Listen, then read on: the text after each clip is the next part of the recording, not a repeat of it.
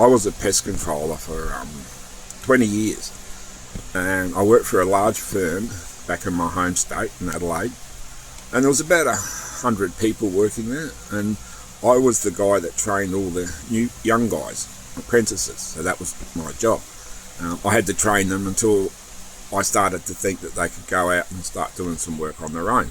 I used to go heaps of guys, because a lot would be sent from unemployment and they didn't want to work. They were just useless, right? But anyway, how the story went about, I was sent to do some work on my own one day, and it was at a deserted nursing home, or retirement home. No one had been in there for at least 20 years. So it was just a deserted building, and we used to go there every 3 months and check our rat baits, which we had in just cardboard boxes with wax blocks for rats. And we'd replenish them, and we'd have to have a number and all this sort of stuff, and write where we'd seen activity and stuff like that. So I went into this place, and it was just like those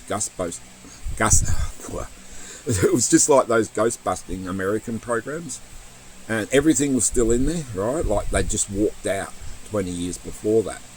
And there was a long corridor, went right up, and it went around the corner.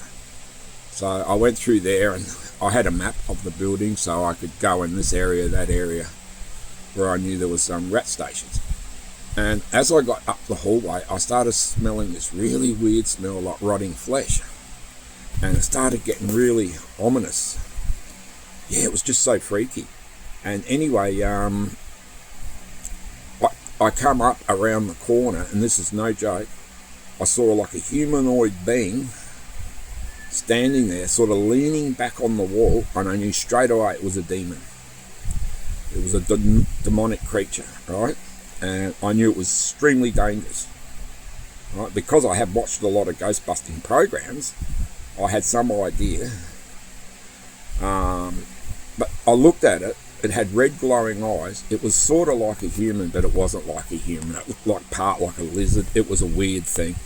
And it just started laughing. A really weird laugh, like it was mocking me. That was it.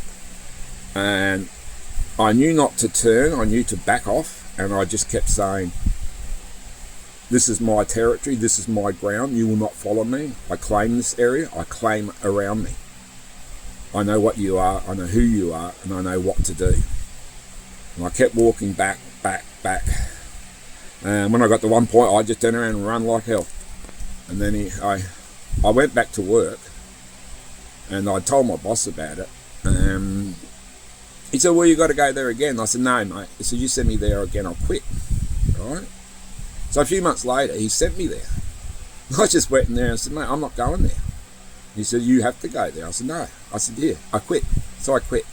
I got another job in another company immediately, got paid more money, and I didn't have to be a stupid trainee of people that didn't want to learn the job, so I was quite happy. And anyway, apparently this young guy I had trained, he went there. And anyway, he was a happily married guy with a family. He played sports. He was well known in the community. He started going really strange. He started drinking. And then one day, he hit his 3-year-old daughter and killed her. Yeah, he just killed his daughter. I saw it on the television. And he got 15 years jail, which he deserved. He should have. But I've always wondered, did he run into this demonic being and didn't know about standing his own ground? Didn't know to, face it? Don't be afraid of it. Turn your back and it looks like you're scared, right? But at some point when you get far enough away, I tell you, like, you run as fast as you can. So that's a true story. I've had many other stories. I've been in many old buildings. I've been in jails where people were hung and had to work in those areas, and all sorts of places. The oldest buildings in this country I've been in. I have other stories as well, things that happened. But anyway, have a good day.